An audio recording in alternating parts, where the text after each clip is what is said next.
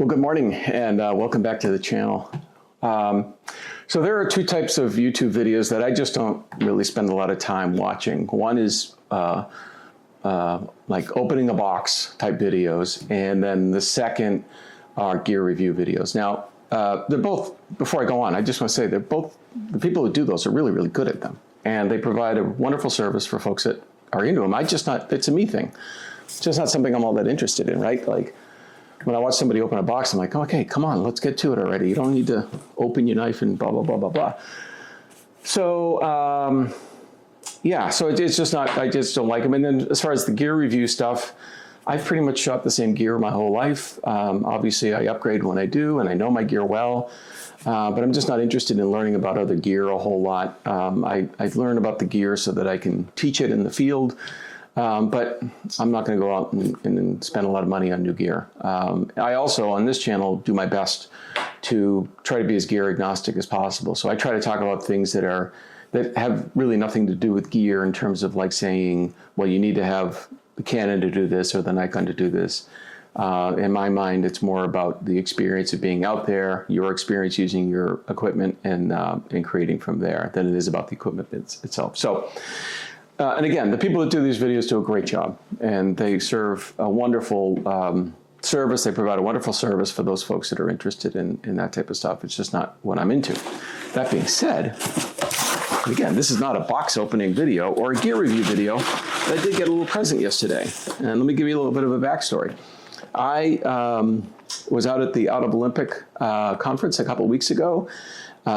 Kelly from Canon was there. We went out and shot, and the more I shot, the more I found myself getting into smaller and smaller scenes. And I was talking with her about it. I said, you don't happen to have a macro lens I could borrow, do you? And because she had a bunch of gear there, and she said, well, no, but send me an email when you get home, and I can send you one to borrow for a couple of weeks. And that's exactly what you did. So thank you, Kelly. I have a macro lens, a 100mm macro lens, which I've shot with a long time ago, before I knew what I was doing, but really have no experience with a macro lens. And so today is going to be all about me putting this macro lens on my camera, walking into my backyard, into the woods in my backyard, and trying it out. So this is not going to be a gear review video. This is not going to be an unboxing video. This is going to be about me trying a new piece of equipment for the first time. And hopefully having a beginner's mindset and trying to kind of immerse myself in this much smaller landscape world that I really don't know a whole lot about. So with that said, why don't we pack up? We'll take a walk in the woods and see what happens.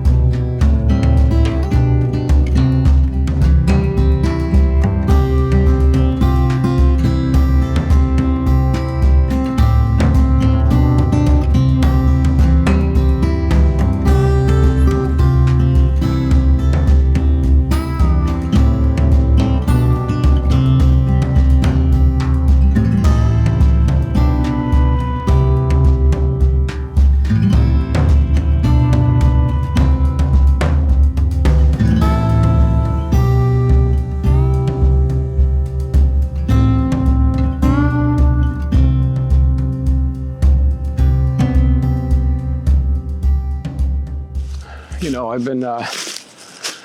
do a lot of reading and watching of YouTube videos about health and fitness. And I hear about this thing called rucking, where people are putting a rucksack on their back and walking. And I'm like, isn't that what landscape photographers have been doing forever? Like, you put on a 20 or 30 pound pack and you go out in the woods.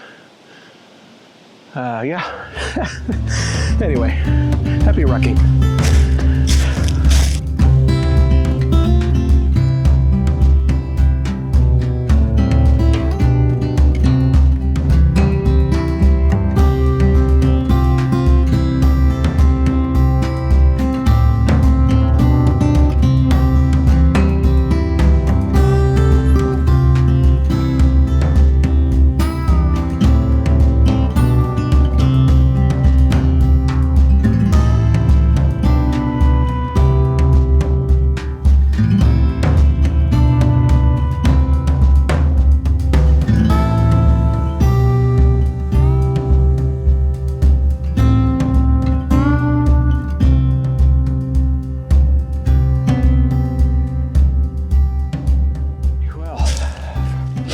think I've been walking around in the woods for about 30 minutes now, and really kind of struggling to find something to photograph with this lens. And it's not a matter of it not being here. I imagine if you were an experienced macro photographer, you'd be like, hey, Tony, what are you walking by all this stuff for?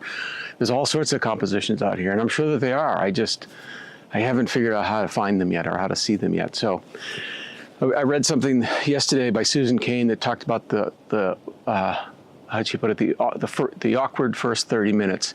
And that is anytime you do something new is that 30 minutes of awkwardness when you just kind of work through it. And so that's the period I'm in right now, and that's for sure. So here's what I've decided to do. I've come to this area that is normally a wetland, but we've had such a drought this year that it's now walkable. The ground is moist. I can feel the moisture in the ground, but it really is dry. And so what's left behind though are some mosses. I think there's some mushroom growth over here. So I think this is kind of where I need to spend the next 30 minutes. And I think I need to just try to figure out how to use my macro lens and how to practice with it and all that. So that's what I'm going to do. And I don't know if I'm going to create a great picture or not, but until I get that lens out and I start practicing with it, I won't know. So this is going to be my spot for the next 30 minutes.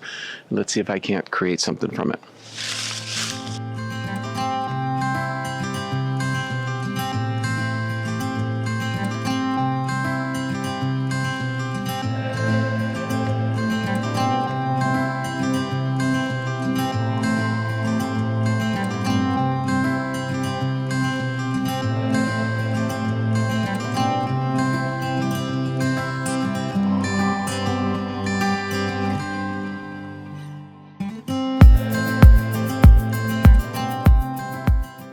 All right, so first observation, I've just trying to take I thought I'd start simple, try to take a picture of this little sprout with 3 little leaves at the top.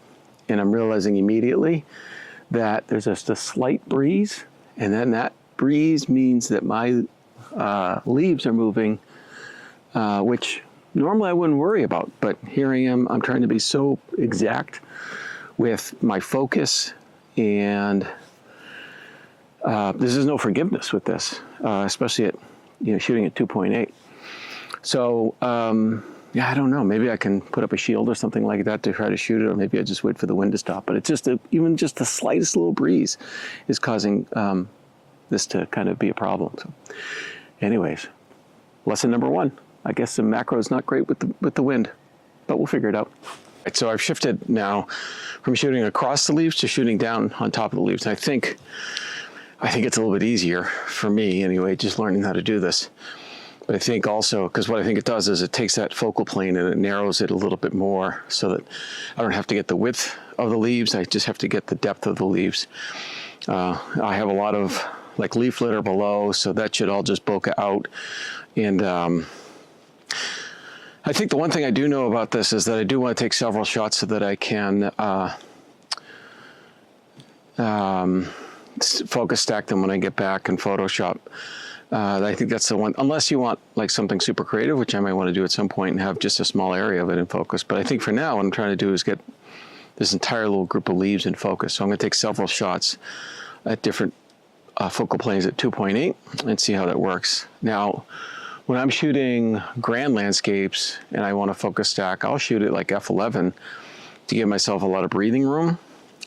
So I don't know if I'm doing this right or not. What I don't want is the ground level to be in focus. I want that to be bokeh out. And so to me, it makes sense then if I shoot at 2.8 and do a lot of images to stack, that I'll be able to get the leaf area in focus and then everything below it out of focus. So that's what I'm trying to do. We'll see how it goes. All right, so I'm going to I have the top of the leaf in focus now, and then I'm just going to take shots. And each time I do, I'm going to make my way deeper and deeper and deeper into the scene so that the whole thing is in focus, when I focus stack it later on.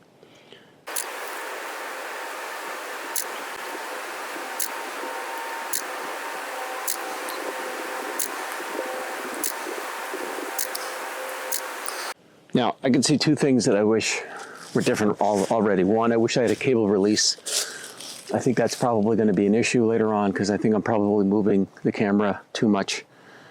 Again, everything here is just so minute, like these little details, it's so minute that I think every time I touch the camera, it's moving a little bit. So I think the cable release would be helpful. And I'm just not sure. Every time I focus, I feel like I'm getting the next area in focus, the next sort of plane in focus. I don't know for sure.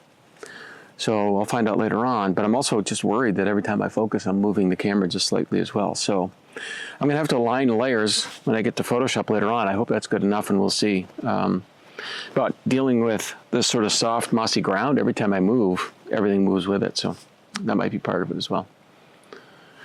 Hey, this is all part of having a beginner's mindset, right? This is a growth mindset. I'm trying to learn how to do this on the fly and kind of showing you guys, I'm bringing you along for the process. So I think it's working out okay. I'm having fun. And if the pictures come out great, great. If they don't, well, I'll try again. But it's kind of cool. I've noticed these ferns everywhere. These ferns are obviously getting to the end of their season. They're no longer in prime shape. But they make these really interesting curls to them. And so I thought I'd try to figure out a way to photograph them. Now, that breeze that I spoke of earlier is really impacting these quite a bit. So I don't think I'm going to, well, I can't focus stack them because they're moving way too much. So I think what I'm going to do is just try to find a creative shot at 2.8, have a very small portion of it be in focus and the rest of it just sort of drift off into unfocused land in the back. And I just want to figure out the best way to do that. So I guess the first couple of examples, I was trying to get everything, with the focus stacking, try to get everything super sharp. And this one, I'm going to try to just get a small portion of it sharp, and then the rest of it would be in, totally unfocused. So yeah, let's give this a shot.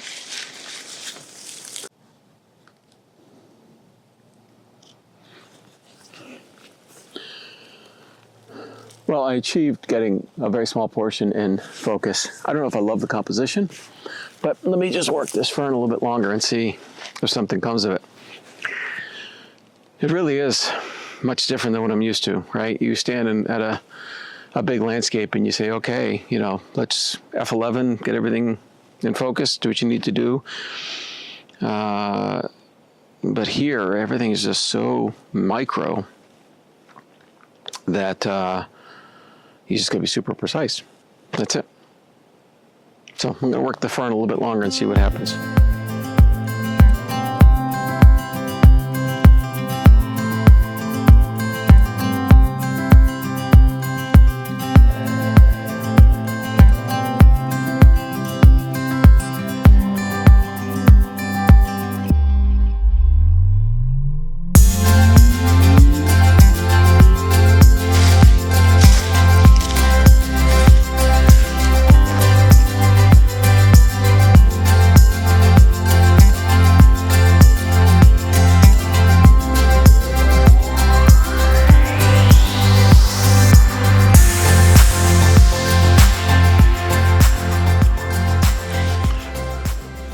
Yeah, just so one more little composition of this tiny little leaf in and amongst these this moss here. This moss has a bit more texture than some of the other moss I was shooting in before, so it gives a wider focal plane.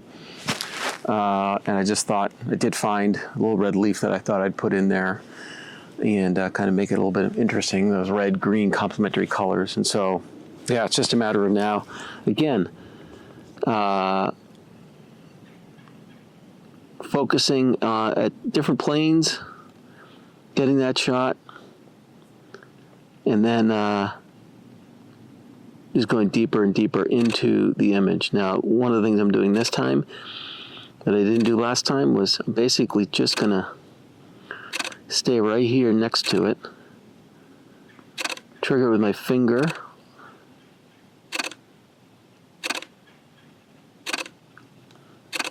and just shoot right through as I move the focus deeper and deeper into the scene. Again, the precision needed for great macro photography is something I'm not 100% used to, and so I may find out afterwards that this isn't working at all, but yeah. All right, so I'm going to pack up here, do a little more walking here in the woods, make my way back towards my house, and then and if there's other things that I want to stop and shoot, I will. But I definitely got some images here to go home and work with in Photoshop and see what comes of them. So, all right, so I'm back in the house and spent about a little more than 2 hours out in the woods in the backyard, using that macro lens for the first time, and it was a lot of fun.